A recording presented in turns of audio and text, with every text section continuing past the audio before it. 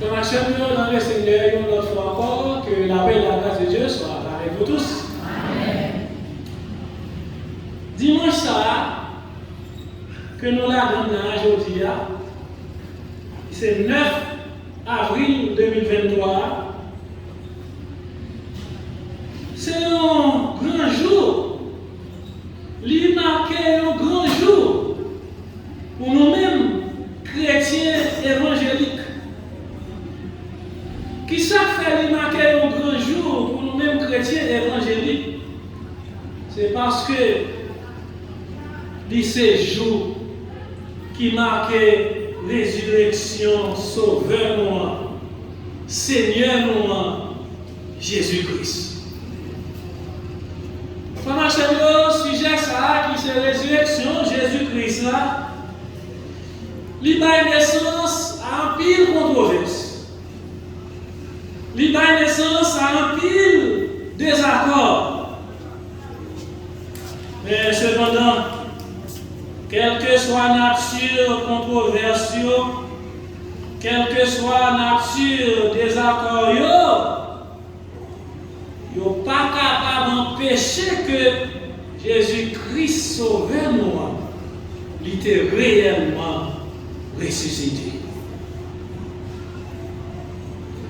Dictionnaire biblique là, nouveau dictionnaire biblique là dit comme ça que la résurrection de Jésus-Christ est le retour de Christ à une vie corporelle glorifiée 3 jours après sa mort. Et nous disons, réalité ça, question résurrection de Jésus-Christ là, réalité ça, c'est base tout christianisme. Résurrection de Jésus-Christ là, c'est base tout christianisme. Si Christ n'était pas ressuscité, il n'y aurait pas de salut. Si Christ n'est pas ressuscité, il n'y a pas de salut. Moi avec vous, nous ne pouvons pas parler de sauver. Moi avec vous, nous ne pouvons pas parler de ciel. Ça fait nous espérer vivre bon côté Jésus-Christ un jour. Ça fait nous parler de salut aujourd'hui. Ça fait nous parler de sauver aujourd'hui. C'est grâce à la résurrection de Jésus-Christ. C'est ça que fait dans 1 Corinthiens 15. Dans 1 Corinthiens 15, verset 14, verset 15, verset 16 et verset 21. Pendant l'apôtre Paul t'a parlé avec les chrétiens corinthiens, il dit, et si Christ n'est pas ressuscité, notre prédication est donc vaine et votre foi aussi est vaine. Verset 15. Il se trouve même que nous sommes de faux témoins à l'égard de Dieu, puisque nous avons témoigné contre Dieu qu'il a ressuscité Christ, tandis qu'il ne l'aurait pas ressuscité. Car si les morts ne ressuscitent point, Christ non plus n'est pas ressuscité. Mais maintenant, Christ est ressuscité des morts. Il est les prémices de ceux qui sont morts. Il y a un peu de monde, frère Maxime, qui dressait des barricades. Il y a un peu de monde qui dressait des barrières quant à la résurrection de Jésus-Christ. Et qu'il a fait ça sans que vous ne connaissiez si c'est ça qu'il fait, dresser barricades, dresser barrières contre la résurrection de Jésus-Christ. On nous consulte Matthieu 27, verset 59 à 60 pour nous voir un bagaille. Dans verset 59, là, Matthieu 27, il dit comme ça, Joseph prit le corps, l'enveloppa de linceul blanc et le déposa dans un sépulcre qu'il s'était fait tailler dans le roc. Il y a aussi des spécialistes qui disent le fait que ils ont enveloppé Jésus-Christ dans une toile blanche comme ça, spécialistes ont dit que ça c'était un obstacle qu'il a fait, ou du moins c'est un obstacle qu'il était à la résurrection de Jésus-Christ. Pour Jésus-Christ ressuscité, pour le lever, sortir dans ton blanc, pour le sortir dehors. Ils ont posé la question, comment on t'a fait comprendre? On m'a enveloppé avec mon linge de la tête aux pieds. Comment on ça fait chirer linge ça? Comment on ça fait retirer l'enveloppe ça qui est sous là pour lui sortir dehors, pour lui lever? Ils ont dit ça, c'est un premier obstacle. Et Joseph d'Arimathée qui fait ça, son combat il t'a fait. Mais cependant, mon conseil spécialiste qui dit ça, c'était un obstacle à la résurrection de Jésus-Christ. Deuxième barrière, il dit, qui était gagné face à la résurrection de Jésus-Christ, c'est que le sépulcre fut fermé par une pierre. Sépulcre, il était fermé par une pierre.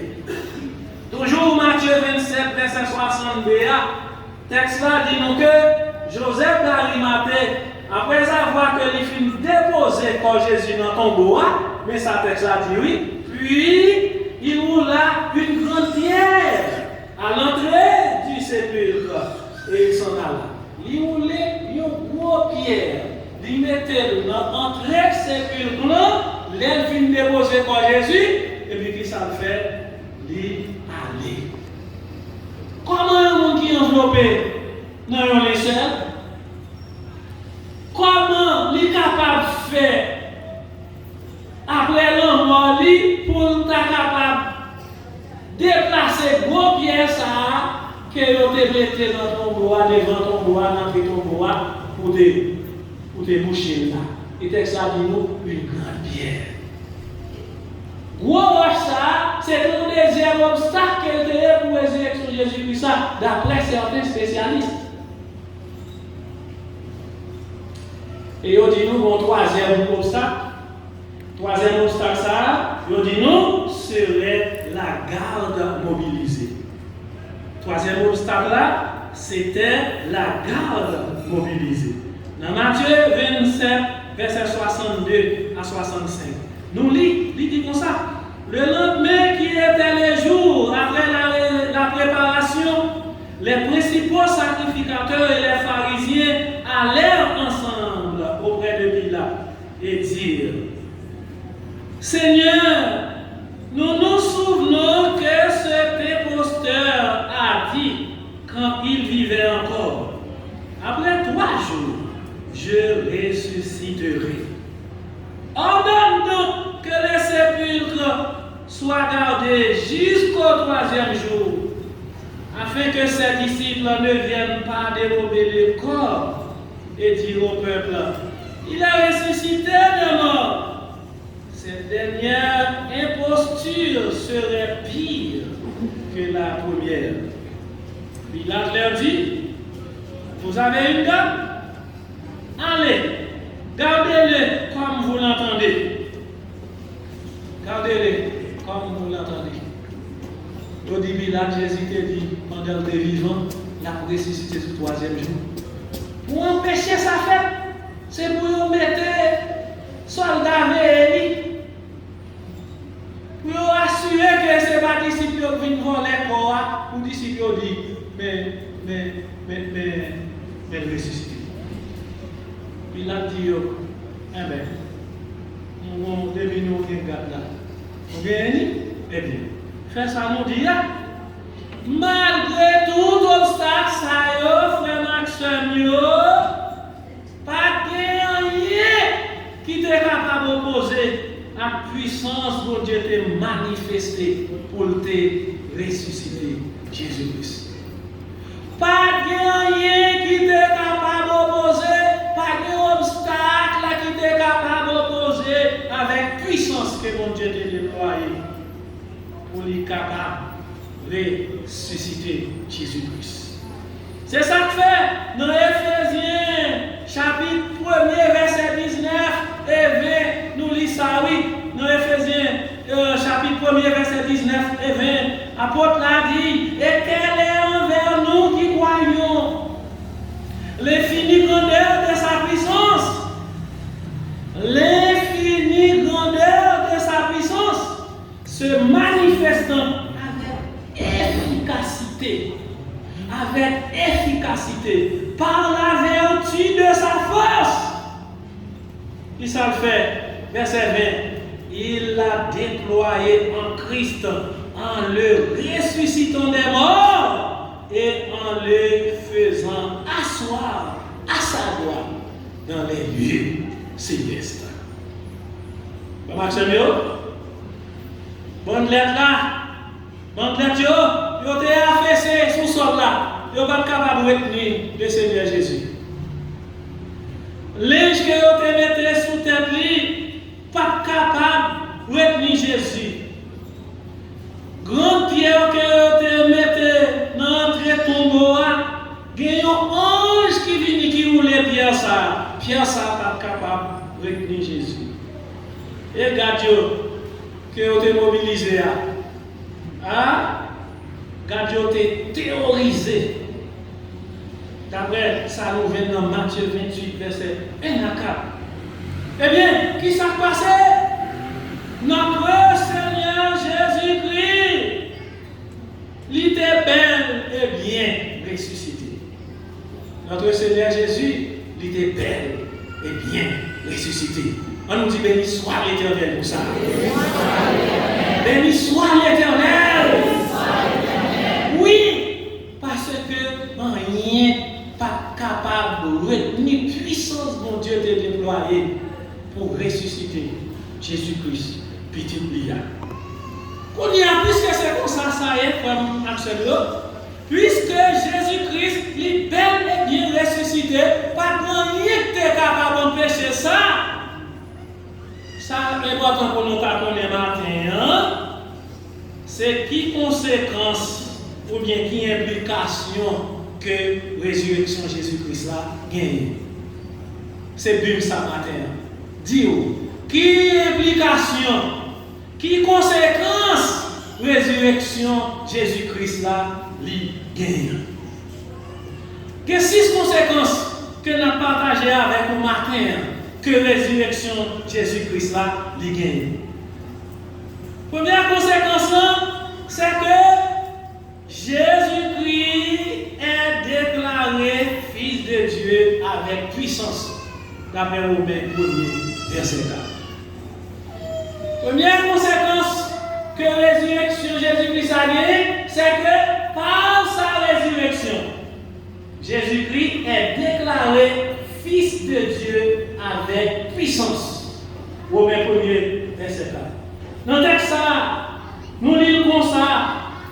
L'apôtre là, il déclarait aux chrétiens romains que Christ est déclaré Fils de Dieu avec puissance selon l'esprit de sainteté. Par sa résurrection d'entre les morts, Jésus-Christ, notre Seigneur. Romains 1er, verset 4. Christ est déclaré Fils de Dieu avec puissance selon l'esprit de sainteté par sa résurrection d'entre les morts, Jésus-Christ, notre Seigneur. Et Jésus lui-même, pendant que il a parlé avec disciples de résurrection, ok, après la résurrection, pendant que il a parlé avec disciples, après la résurrection, avec propre bouche, il confirme dans Matthieu 28, verset 18. Qui ça a confirmé dans Matthieu 28, verset 18? Pour prouver que il déclaré réellement Fils de Dieu avec puissance. Oui, dans Matthieu 28, verset 18. Il dit, Jésus s'étant approché, leur parla ainsi. Il a parlé à disciples. Jésus s'étant approché, leur parla ainsi. Tout pouvoir m'a été donné dans le ciel et sur la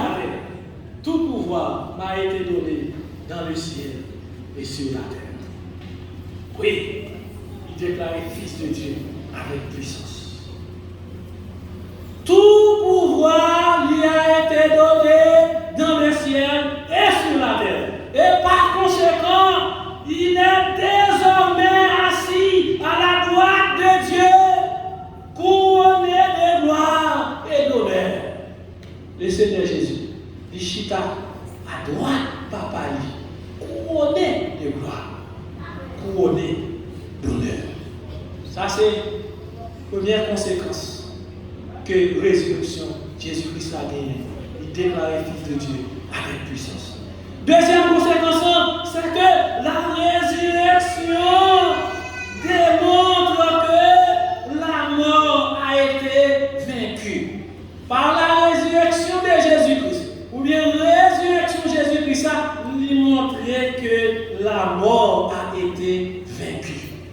Nous voyons ça dans Romains chapitre 6, verset 8, pour arriver dans verset 9.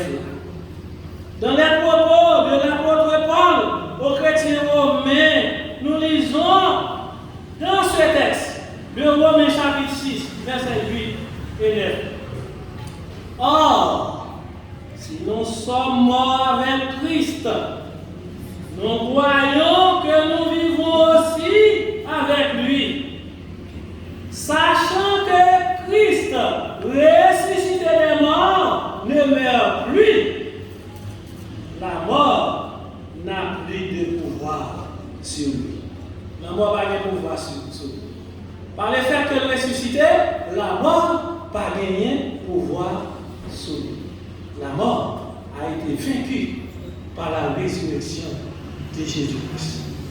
Et si c'est comme ça, ça y est, frère Maxime, nous sommes capables de dire que pouvoir de la mort n'est pas définitif. Le pouvoir de la mort n'est pas définitif. Oh, je vous dis, la mort fait nous crier. La mort fait nous plaindre. La mort va nous maladie. La mort pour nous qui piche à nous-mêmes, qui combat nous, mais qui vont aider nous. Oh, la mort mettez-nous la peine. La mort mettez-nous dans la tristesse. Mais la foi qu'on est aujourd'hui, grâce à la résurrection de Jésus-Christ, pour voir ça que la mort n'est pas définitif. Nous ne pouvons pas dire que soit l'éternel comme ça. Bon, laissez-moi dire oui. N'a des gens parole de Dieu dit là. Au mort, où est ton aiguillon? Au mort, où est ta victoire? Pour voir ça, où est ton aujourd'hui? Force ça, où est ton aujourd'hui? Qui côté? Pour voir la mort, il n'est pas définitif. Grâce à la résurrection de Jésus-Christ. Il y a une troisième conséquence, ou bien une troisième implication, le mort Jésus-Christ a gagné. C'est que la résurrection révèle son autorité sur toutes choses. La résurrection de Jésus-Christ lui révèle l'autorité de Jésus-Christ sur toute bagaille. Romains 14, verset 9. Romains 14, verset 9. Jésus a autorité sur toute bagaille, tout ça est à faire dans le monde entier, tout ça est à passer à travers l'univers. Le Seigneur Jésus a autorité sur tout. Il y a des bagailles qui ont passé, c'est permission pour passer. Il y a des bagailles qui ont fait, c'est permission pour faire. Ce n'est pas parce qu'elle perd l'autorité sur eux, ce n'est pas parce qu'elle perd le pouvoir sur eux. D'ailleurs, à cause de sa résurrection, par sa résurrection, il a une autorité sur toutes choses. Romains 14, verset 9. Paul atteste cela en disant aux chrétiens de Rome, car Christ est mort et il est revenu à la vie. Pour qui ça? Afin de dominer sur les morts et sur les vivants. Christ est mort pour qui ça? C'est pour le capable de dominer ni sur mort, pour le capable de dominer ni sur vivant. Romains 14, verset 9. Les paroles ça fait Maxime, Paul confirme dans quelques paroles qu'il a adressées à chrétien Philippe, dans Philippiens 2, verset 8 à 11. Philippiens 2, verset 8 à 11, texte là dit nous, il s'est humilié lui-même, se rendant obéissant jusqu'à la mort, même jusqu'à la mort de la croix. Verset 9 là dit, c'est pourquoi Dieu l'a souverainement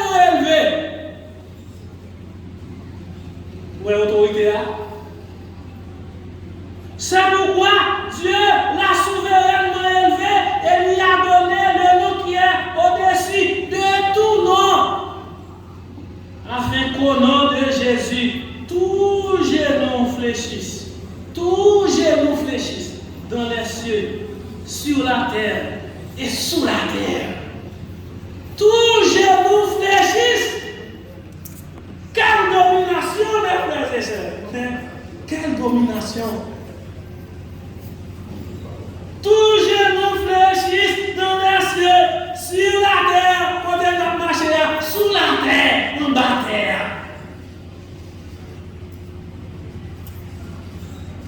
Et en bas de terre, il y a de l'eau, oui, vous comprenez ça?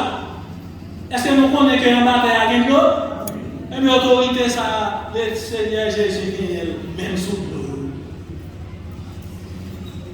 Et dans le verset 11, on dit et que tout le monde confesse que Jésus-Christ est Seigneur à la gloire de Dieu.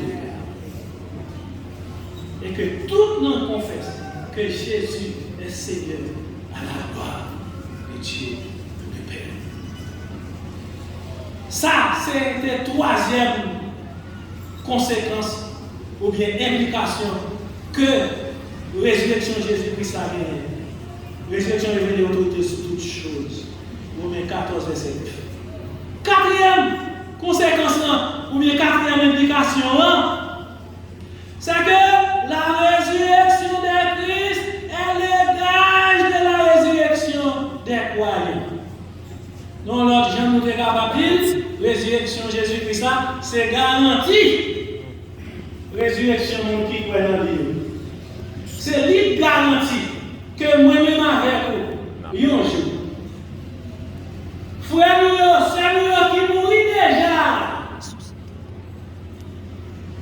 c'est ça qui garantit que vous avez tout, vous avez pour ressusciter.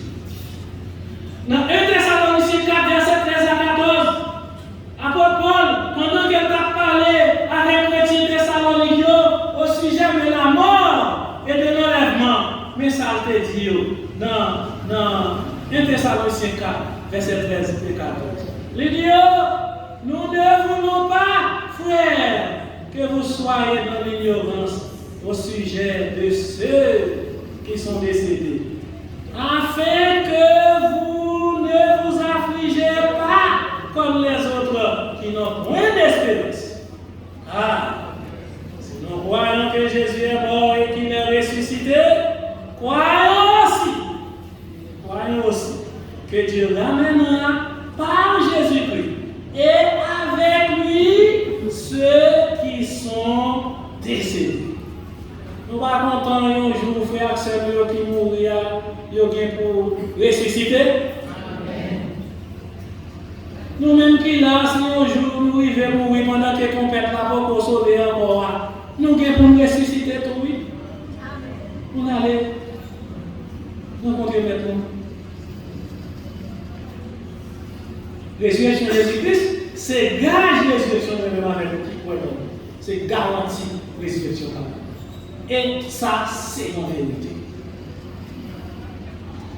Cinquième implication, ou bien cinquième conséquence, c'est que la résurrection de Jésus-Christ lui démontrait que Dieu jugera un jour le monde selon la justice et par Jésus-Christ.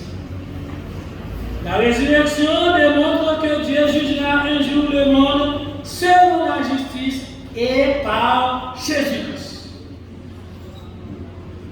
Et un jour, bon Dieu a jugé le monde selon la justice. Et par qui est-ce qu'il a fait ça? Il a fait ça par Jésus-Christ.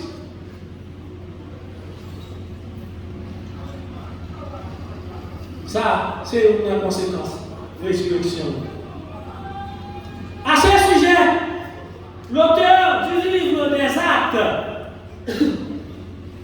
je m'excuse, l'auteur du livre des Actes, dans Acte 17, verset 30 et 31, qui ça dit? Il dit, Dieu, sans tenir compte des temps d'ignorance, annonce maintenant à tous les hommes, en tout lieu, qu'ils ont à se repentir.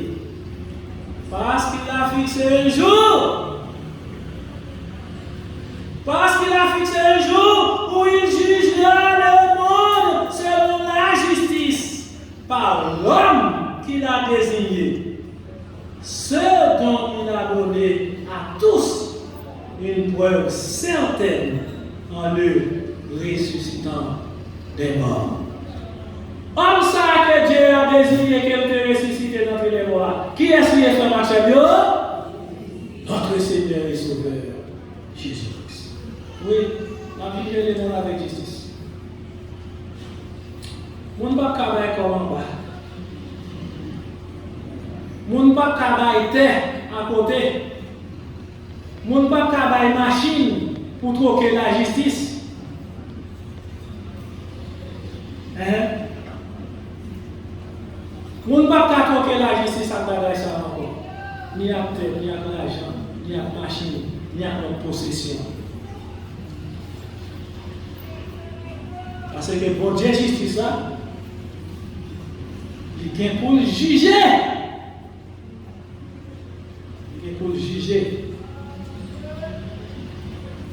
le monde avec justice et par Jésus-Christ. Mais ça ne va pas satisfaire pour les gens qui bafouent la justice. On va crier tout pour les gens qui bafouent la justice. Sixième et dernière implication, c'est que la résurrection atteste notre justification. Résurrection, il y a attesté que moi-même avec pour qui met confiance dans le Seigneur Jésus, nous justifier. Nous justifier. Ça fait me comprendre lorsque Paul nous portait, il a dit qui accusera les élus de Dieu? Qui est-ce qui est capable d'accuser eux? Pas de monde qui est capable d'accuser eux, parce que c'est bon Dieu justifié. Moi, avec vous, qui est Jésus-Christ dans la vie, nous ne pas n'importe quoi, non, frère Maxime. Non, nous pas n'importe quoi. Nous sommes qui justifiés. Non, mais 4, verset 24 et 25, il dit, c'est encore à cause de nous. C'est encore à cause de nous à qui cela sera imputé. À nous qui croyons en celui qui a ressuscité des morts, Jésus notre Seigneur, qui a été livré pour nos offenses et est ressuscité pour notre justification. Jésus-Christ était ressuscité pour notre justification. Donc nous-mêmes qui la matin, nous-mêmes qui venons pourtant de loin sur les réseaux sociaux, nous-mêmes qui mettons croyance, nous confiance dans Jésus. Jésus t'est mort, c'est pour être capable de justifier moi-même ensemble avec vous. Donc il veut dire aujourd'hui, moi-même avec vous, ou du moins, depuis là, vous devez confiance dans le Seigneur Jésus, ou c'est vous qui justifie. Et pas aucune condamnation qui a campé contre vous. Pas aucune condamnation qui a campé contre vous. Pas aucune accusation qui a campé contre vous.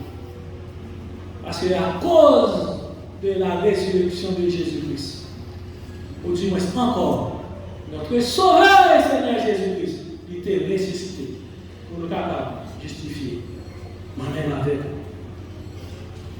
En fin de compte, frères et sœurs, nous sommes prêts que par la résurrection, Jésus-Christ lui déclaré fils de Dieu avec puissance. Nous sommes prêts, la résurrection lui démontrer que la mort a été vaincue. La résurrection de Christ lui révélait l'autorité de Jésus-Christ sur toutes choses. Lycée, gage, résurrection, pas nous comme croyants, qui croient en Christ. Résurrection lui démontrait que, mon Dieu, l'a jugé, un jour, l'a jugé le monde. Ceux par Jésus-Christ. Et en dernier lieu, nous devons que résurrection, il y a testé, justification, moi-même, ensemble avec vous. Voilà, mes frères et sœurs, autant de conséquences ou d'implications que nous décelons dans la résurrection de Jésus-Christ. Frère Marcelo, Christ est ressuscité. Christ est ressuscité. Nous ne parlons rien pour nous peur, nous ne parlons rien pour nous craindre. Même si un jour nous arrivons à mourir, un jour, mon Dieu l'a ressuscité nous avec même puissance qu'elle t'a déployée pour le ressusciter Jésus-Christ, petit Dia. Et pour toujours, nous allons avec lui. Et pour toujours, nous allons avec lui.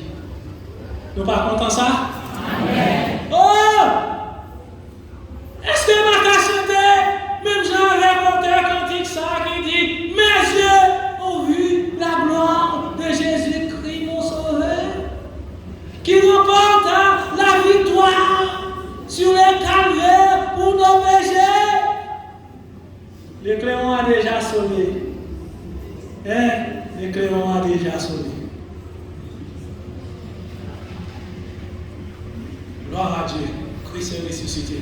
On nous dit gloire à Dieu, Christ est ressuscité, frère Marcelo. Gloire à Dieu, Christ est ressuscité. Gloire à Dieu, Christ est ressuscité.